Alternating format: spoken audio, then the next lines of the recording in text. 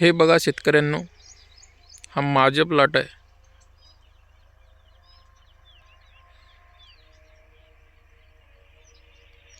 हिरवगाळच नाही तर आजच्या या उन्हाळ्याच्या सेशनमध्ये माल सुद्धा आहे झाडाला. हे बघा,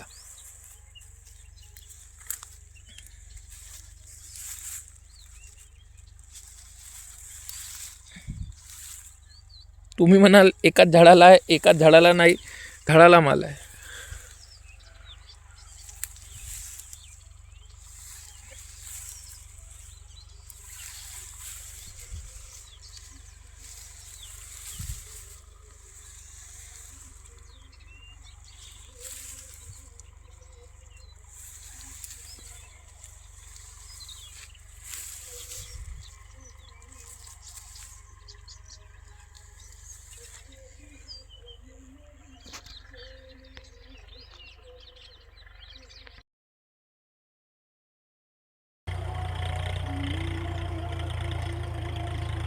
नमस्कार.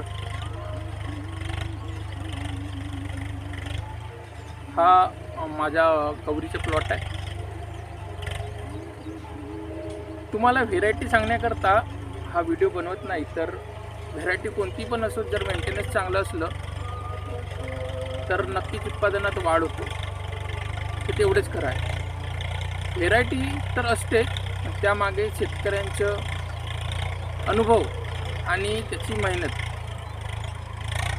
नेहमीच कामात येत असते. हा जो प्लॉट आहे, तर प्लॉटाबद्दल नाही, तर मी इथं तुम्हाला व्हिडिओ बनवण्याचे कारण म्हणजे मातीविषयी सांगण्यासाठी मी हा व्हिडिओ बनवतो. मुद्दा म्हणजे मी दुकान टाकलं, आणखी परत सांगते, मी एक दुकानदार नाही म्हणून, तर एक शेतकऱ्याचा मुलगा आणि शेतकरी म्हणून हा व्हिडिओ बनवत आहे. दुकान टाकल्यानंतर एक गोष्ट नेहमी लक्षात येत होती की भाऊ, मी हे टाकलं, ते टाकलं, हुमिक टाकलं, फुलवीक टाकलं, 1261 टाकलं, 1919 टाकलं, हे बुरशीनाशक टाकलं, ते बुरशीनाशक टाकलं, परंतु माझा झाड उठत नाही किंवा माझं झाड बनत नाही. हा मी सेशन दिवाळीपर्यंत ऐकलो, किंवा भाऊ माझ्या झाडाला आत्तापर्यंत ठीक होतं पण आता मर रोग आलं. हे असं आपण ऐकतो, तर एक शेतकऱ्याचा मुलगा म्हणून एक खंत वाटायची की शेतकरी कुठंतरी मागच्या वर्षी किंवा माती किंवा सॉईल मध्ये प्रॉब्लेम असल्या कारणानं त्याला हे प्रॉब्लेम जाणवत आहेत. व्हिडिओ लंबा न खिचता शॉर्टकटमध्ये सांगतो तुम्हाला. हा जो प्लॉट बनलेला आहे आत्ता एवढ्या मोठ्या उन्हाळ्या सेशनमध्ये, मागील तुम्ही जो व्हिडिओ बघितल्या आधी, त्या व्हिडिओमध्ये जो तुम्हाला माल दिसतो आणि या प्लॉटची डेव्हलपमेंट दिसते, आणि या आज रामनवमी आहे, रामनवमीची 6 तारीख 4था महिना 2025 या दिवशीचा हा प्लॉट आहे. या प्लॉटमध्ये आताही भरभरून माल आहे. त्याचे कारण आहे एकमेव म्हणजे माती. आपण घर बांधतो तर फाउंडेशन मजबूत बनवतो, त्यानंतरच आपण त्याच्यावरती घर बांधतो. तसंच शेतीचं आहे. शेतीच्या म्हणण्यापेक्षा कोणताही भाजीपाला पीक आहे, त्याचं बेस तुम्ही कशा प्रकारे उभा करत आहात त्याच्यावरती तुमचे प्लॉट टिकणार आहे आणि त्याच्यावरती तुमचे उत्पादन टिकणार आहे. हे तेवढंच सत्यता आहे. मग तुम्ही म्हणाल की भाऊ बेस म्हणजे काय विटाची जुडाई करू की काय आम्ही? तर विटाची जुडाई नाही भाऊ. माती तुम्ही उन्हाळ्यामध्ये टेस्टिंग करा, त्याचं EC चेक करा, त्याचं pH चेक करा, त्याचं ऑर्गॅनिक कार्बन चेक करा, त्याच्यात इनऑर्गॅनिक फॉस्फरस किती आहे तो चेक करा, ऑर्गॅनिक फॉस्फरस किती आहे तो चेक करा, पोटॅश ऑर्गॅनिक फॉर्ममध्ये किती आहे, इनऑर्गॅनिक फॉर्ममध्ये किती आहे, नायट्रोजनचे लेवल काय आहे हे चेक करा, वॉटर होल्डिंग कॅपॅसिटी तुमच्या मातीची किती आहे त्याप्रमाणे पाण्याचे मॅनेजमेंट करा. हे सगळं आपल्याला भाजीपाला पीक लावायच्या आधी माहिती करून घ्यावं लागते. त्यानंतरच आपण समोर चालू शकतो. आपलं साहेब कसं झालं आहे, आपण हवेत गोटे मारतोय. आपल्याला काहीच माहीत नाही की आपल्या मातीमध्ये चाललंय काय. आणि DAPची बॅग टाक, DAPची बॅग आणि 1261 टाक, 1261 हेच चाललं आहे ना. आणि हे असंच चालू राहील तर फक्त खर्च वाढेल, उत्पन्न कमी आणि खर्च वाढेल फक्त. हे तेवढीच गोष्ट सत्यता आहे. वायफळ गोष्टी न करता मुद्द्यावर येतोय. आपण ज्यावेळेस बेड प्रिपरेशन करतो, माती परीक्षण करून घ्यायचं, त्यानुसार मॅनेजमेंट करायचे.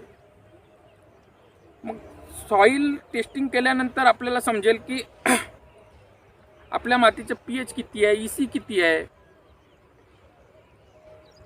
फॉस्फरस किती आहे, पोटॅश किती आहे, मायक्रोन्यूट्रियनचे प्रमाण किती आहे. फॉस्फरस कोणत्या मायक्रोन्यूट्रियनसोबत कॉम्बिनेशन करून रिॲक्शन बनवून शेतीमध्ये आपलं पडलेलं आहे इनऑर्गॅनिक फॉर्ममध्ये, ते माहिती होईल. आता बघा शेतकऱ्यांनो, पहिली गोष्ट तर माझ्या शेतीचा कार्बन हा 2% पेक्षा जास्त आहे आणि बाकीच्या शेतकऱ्यांचं 0.1 पासून तर 0.10 ते 0.20-30 असं येतो. 2% असणं हा सर्वात अधिक चांगला आहे. आपण ज्यावेळेस शेती करतो, म्हणजे प्लॅन्टिंग झाल्यानंतर शेती करतो, जेव्हा स्टार्ट करतो आपण न्यू प्रोडक्शनला, त्यावेळेस आपण DAP, मायक्रोन्यूट्रियन हे सगळं टाकतो. पण आपण साहेब टाकतो का फॉस्फरस विघटनवाले बॅक्टेरिया, पोटॅश विघटनवाले बॅक्टेरिया, युरिया विघटनवाले बॅक्टेरिया, फेरस विघटनवाले बॅक्टेरिया नाही टाकत. आणि टाकतो तरी ते टिकणार नाही, कारण कार्बन नाही जमिनीमध्ये. सर्वात महत्त्वाचा मुद्दा कार्बन. तुम्ही कार्बन टिकवा, तुमची जमीन ॲटोमॅटिक सुपीक होणार आणि त्या सुपीक जमिनीमध्ये पीक येणार. मग तुम्ही म्हणाल साहेब कार्बन कसं टिकवं. कार्बनसाठी मार्केटमध्ये पण पुष्कळ प्रोडक्ट येतात. हे जे धसकळ आहेत हे पेटवताना रोटर मारून बारीक करा, याला जमिनीत कुजवा, चांगले डिकम्पोजर वापरा. त्यामुळे तुमच्या जमिनीमध्ये कार्बन आणि ह्युमसचे प्रमाण वाढेल, त्यामुळे ॲटोमॅटिक pH मेंटेन होईल. आपण ज्यावेळेस प्लॅन्टिंग करतो तर चांगल्या प्रतीचं, चांगल्या क्वालिटीचं ह्युमिक ॲसिड वापरा. चांगल्या क्वालिटीचं म्हणजे काय, आपल्याला हे ओळखता येत नाही, सगळं काळात दिसतो. काळा म्हणजे कोयल्याचा चुरा असतो साहेब, बाकी काही नसतो. आपल्याला वाटतो की मी ना ह्युमिक टाकलं, पण तो फक्त आपला भ्रम असतो, तो कोयल्याचा चुरा असतो. चांगल्या कंपनीचं, मी एक व्हिडिओमध्ये कोणत्याच कंपनीचा उल्लेख करणार नाही किंवा कोणत्याच कंपनीची मार्केटिंग करणार नाही किंवा कोणत्याच प्रोडक्टची मार्केटिंग करणार नाही. एक शेतकऱ्याचा मुलगा आणि शेतकरी म्हणून तुम्हाला सांगतो, चांगल्या कंपनीचे ह्युमिक वापरायचं. ह्युमिक म्हणजे पावडर किंवा लिक्विड असतो, एक तर तो पाणी असतो किंवा कोयल्याचा पावडर असतो, याच्या अतिरिक्त काही नसतं. चांगल्या कंपनीचे ह्युमिक घ्या, चांगलं काम करेल. कार्बनवर लक्ष द्या. तुमच्या पाण्याचे मॅनेजमेंट म्हणजे तुम्ही चेक करा आधी माती, की तुमच्या मातीची वॉटर होल्डिंग कॅपॅसिटी किती आहे ते चेक करा. त्यानंतर तुमच्या जमिनीमध्ये मायक्रोब्सचे प्रमाण किती आहे हे माहिती करून घ्या. तुमच्या शेतीमध्ये DAP इनऑर्गॅनिक फॉर्ममध्ये किती पडला आहे ते चेक करून DAPचे मॅनेजमेंट करा, म्हणजे फॉस्फरसचे मॅनेजमेंट करा. मॅनेजमेंट रिपोर्ट बघून करा. तुम्हाला नाही समजत असेल, जिथून औषधी घेता त्याला विचारा की बाबा हे मी सॉईल टेस्ट केली होती, याच्यात काय कमी आहे काय जास्त आहे, त्यानुसार मला फर्टिगेशन दे, त्यानुसार मला औषधी दे. त्याला सांगा, तो शिकलेला आहे, त्याने BSc ॲग्री केला आहे किंवा डिप्लोमा होल्डर आहे किंवा त्याला नॉलेज आहे, त्याला अनुभव आहे, म्हणून त्याने दुकान टाकलं आहे. त्याला विचारा. निश्चितच प्रत्येक शेतकरी हुशार नसतो किंवा शिकलेला नसतो, पण आपल्याला समजत नाही तर आपण जिथून औषधी घेतो त्याला विचारा, त्याचं मार्गदर्शन घ्या. किंवा एखाद्या चांगल्या कंपनीचा मुलगा आहे तो तुमच्या बांधावर किंवा शेतावर येत आहे त्याला विचारा. कुणाच्या तरी मार्गदर्शनाखाली शेती करा आपल्याला समजत नसेल तर, पण वायफळ खर्च टाळा. त्याने तुमच्या शेतीवर फक्त दुष्परिणाम होतो, फायदा एकही होत नाही. वॉटर सोल्युबल यूज करताना सोडियम आणि क्लोरीन फ्री असलेले प्रोडक्ट यूज करा. सोडियम आणि क्लोरीन फ्री म्हणजे काय हो? सोडियम आणि क्लोरीन फ्री म्हणजे आपल्या घरच्या बाईने भाजी बनवली आणि त्या भाजीमध्ये मीठ जास्त टाकलं तरी आपल्याला ते टेस्ट बरोबर येत नाही. आपल्याला 4 पोळ्या खायच्या असतील तरी आपण दबावाखाली बायकोच्या प्रेशरमध्ये येऊन किंवा बायको नाराज न होऊ म्हणून 2 पोळ्या खाऊ. भलाई म्हणू नाही खारट झाली तर 2 पोळ्या खाऊ. किंवा भाजीमध्ये मीठ कमी पडलं, अनुली झाली, तशी पण भाजीची टेस्ट बिघडणार आणि 4 पोळ्या खायच्या 2च खाऊ आपण. तसंच झाडाचं आहे हो मालक. जेव्हा आपण वॉटर सोल्युबल टाकतो ना त्यावेळेस काय होतं माहिती आहे का? त्या वॉटर सोल्युबलवर सोडियम जातो. सोडियम म्हणजे क्षार म्हणजे नमक. त्या नमकमुळे काय होते? 5 किलो प्रोडक्ट टाकलेला झाड हा फक्त 2 किलो अपटेक करतो. म्हणजे 5 किलो सेट आपण झाडाला माल टाकत आहो म्हणजे पैसा टाकत आहो. हा पैसा जेव्हा टाकत आहो आपण तर तो पुरेपूर उपयोग झाला पाहिजे. त्या उद्देशानं आपण शेती करायची. मग आता पकडा का आपण 5 किलोचे पैसे टाकत आहोत आणि 2 किलो तो झाडाला अपटेक होत आहे, तर पैसा नासोडा झाला नसेल, त्यावर जमीन आपली खराब होत आहे, क्षारयुक्त होत आहे, pH खराब होत आहे. मग प्रोडक्ट घेताना मग काय करायचं? त्याच्यावरती लिहिलेलं असते की सोडियम आणि क्लोरीन युक्त असे प्रोडक्ट वापरा. मी कोण्या प्रोडक्टची ब्रँडिंग करत नाही. तुम्हाला ज्या कंपनीचे वापरायचे ते वापरा, पण तिथं लिहिलेलं असतं की याच्या सोडियमचे पर्सेंटेज किती आहे. त्यानुसार नाही सोडियम फ्री तर कमी पर्सेंटेज यूज करा, पण चांगले प्रोडक्ट वापरा. 1000ची वस्तू 1400ला झाली चालेल किंवा 1200ला झाली तरी चालेल, पण आपण जो टाकत आहोत तो पुरेपूर लागलं पाहिजे. आपल्याला एका तोड्यापूर 2दा 1261 टाकायचं आहे तर 1दा टाका, पण चांगल्या कंपनीचे टाका. तो पुरेपूर यूज होईल. त्याने तुमचे जमीन बॅलन्स राहील, pH बिघडणार नाही, तर प्रत्येक मायक्रो न्यूट्रन अपटेक होईल. तुम्ही pH बॅलन्स ठेवा आणि सोडियम कंट्रोल ठेवा. प्रत्येक प्रोडक्ट तुमच्या झाडाला अपटेक होईल. आपण टाकतच चाललो, पण झाड खातो का हो हा आपल्याला माहीतच नाही आहे. आपण टाकत आहो तो प्रोडक्ट झाडाने अपटेक केला का हा 3ऱ्या दिवशी लगेच समजतो आपल्याला. आपण जाऊन चेक करतो का हो कधी? का आपण टाकलेला जो पैसा आहे किंवा प्रोडक्ट आहे तो झाडाने घेतलं का? हे सर्वात महत्त्वाची भूमिका आहे. ते चेक करा स्वतः जाऊन. स्वतः अनुभव करा का झाडात आपण टाकलं त्या दिवसपासून आजपर्यंत कोणता बदल झाला आहे. झाड सांगतो, झाड बोलतो आपल्याशी, त्याची भाषा कळली पाहिजे.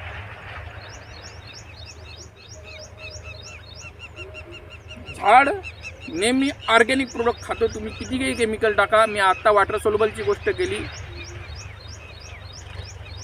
झाडात जो आपण जो वॉटर सोल्युबल किंवा DAP वगैरे टाकतो त्याच्यातला फॉस्फरस तेव्हाच अपटेक होतो जेव्हा तुमच्या शेतीमध्ये फॉस्फरस सोल्युबलायझिंग बॅक्टेरिया जास्ती प्रमाणात अवेलेबल असतील किंवा ऑर्गॅनिक मॅटर जास्ती अवेलेबल असेल तेव्हा झाड जास्ती प्रमाणात अपटेक करतो.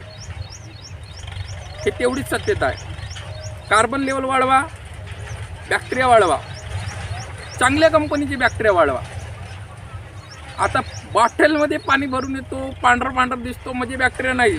परत सांगतोय मला, बॉटलमध्ये पाणी भरून येतो, पांढरा दिसतो म्हणजे बॅक्टेरिया नाही. ते पण चांगल्या कंपनीचे वापरा. तिथं लिहिलं असते की गॅरंटेड सेल काउंट, इतकं सेल काउंट, 10⁵5 इंटू 100⁵6 असं काहीतरी लिहिलेलं असतं. ते वाचा, त्यानंतर तो यूज करा. आपण जे बॅक्टेरिया टाकतो, कार्बन टाकतो, हुमिक टाकतो, ते झाडाच्या सभोवताल खेळत असतात, झाडाच्या लाईफ सायकलच्या आखरी स्टेजपर्यंत फणं काढतपर्यंत. हेच सत्यता आहे. तुम्ही केमिकल किती काही टाका, तो तात्पुरता रिझल्ट येतो. तात्पुरता म्हणजे काही दिवसापुरता, पण शेवटी तुमची शेती ऑर्गॅनिक कार्बन, मायक्रोब्स आणि तुमच्या सॉईलचं pH आणि EC, इलेक्ट्रिसिटी कंडक्टिव्हिटी,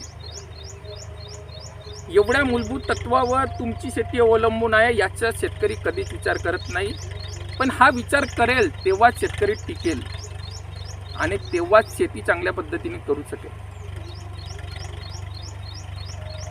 तुम्हाला एक्झाम्पल देतो मालक. तुम्ही म्हणता की केमिकल आम्ही सल्फेटच्या डोजवर किंवा सल्फेटच्या पावरावर शेती करतो, तर करून दाखवा मालक. मी चॅलेंज करतो तुम्हाला. आपली जी माती आहे त्या मातीच्या 3 फूट खालची जमीन, 3 फूट खालची माती ही काढा आणि काढून सनी एक लेअर बनवा. 2-4 ट्रॅक्टर माती टाका 3 फूट खालची आणि त्याच्यावरती झाड लावा. आणि झाडाला 17 पोषक तत्व लागतात मालक. ते 17 पोषक तत्व झाडाला द्या. तुम्ही एखादा वैज्ञानिक आणून बॅलेन्सिंगमध्ये द्या, जेवढं लागते तेवढं द्या, तरी तुमचं झाड उठणार नाही मालक. चॅलेंज करतो मी. त्याचं कारण असं आहे, त्या मातीमध्ये मायक्रोब्स नाही, जीवाणू नाही, त्या मातीमध्ये कार्बन नाही, त्या मातीची EC नाही, त्या मातीचं pH बरोबर नाही. तुम्ही किती काही खर्च करा, तो वायफळ खर्च होणार. झाड जेवढं लावला तेवढं दिसणार, मोठा होणार नाही. तेवढीच सत्यता आहे. माती ही माणसासारखी सजीव आहे, तिला बोलता येत नाही, एवढंच फरक आहे. झाड पण हा सजीव आहे. आपल्यासारखा फेनोमेना ॲक्टिव्हिटी त्याच्यात होतात, त्याच्यात बदल होतात, त्याला झटका पडतो. म्हणजे आपल्याला जसं जास्ती काम किंवा जास्ती लोड आलं तर आपण टेन्शनमध्ये जातो, तसं झाडाला लोड आलं तर झाड टेन्शनमध्ये जातो. त्याला स्ट्रेस म्हणतो आपण. मग तो स्ट्रेस समजता आला पाहिजे. स्ट्रेसमध्ये काहून जातो? स्ट्रेसमध्ये याच्यासाठी जातो की त्याला आपण प्रॉपर पाहिजे ते देत नाही. त्याला जे नैसर्गिक लागतो ते आपण हिरावून घेतलं केमिकलच्या नादात. मी म्हणत नाही की केमिकल खराब आहे, केमिकल निश्चितच चांगला आहे, पण आपण जे आपल्या पूर्वजांनी तयार करून ठेवली होती सुपीक जमीन, ती आपण फेटकाळली आणि केमिकलकडे वळून पूर्ण जमीन खराब केली. आधी शेती सुधरवा, त्याच्यानंतर प्रोडक्शन काढा, नक्कीच तुमचे उत्पादन चांगलं होईल. हा व्हिडिओ लंबा न खिचता इथं संपवतो. नमस्कार.